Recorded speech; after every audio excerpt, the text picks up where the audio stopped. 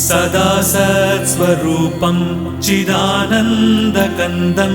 जगत्सम्भवस्थानसंहारहेतुं स्वभक्तेच्छया मानुषं दर्शयन्तं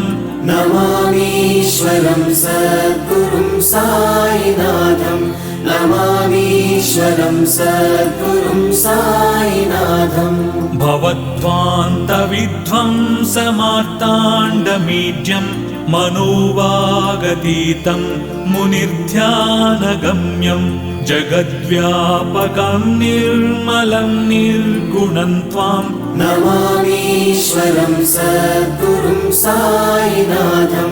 नमामीश्वरं सद्गुरुं साईनाथम् भवाम्बोधिमग्नार्धितानां जनानां स्वपादाश्रितानां स्वभक्तिप्रियाणां समुद्धारणार्थं कलौ सम्भवन्तं नमामीश्वरं सद्गुरुं साईनाथं नमामीश्वरं सद्गुरुं साईनाथम्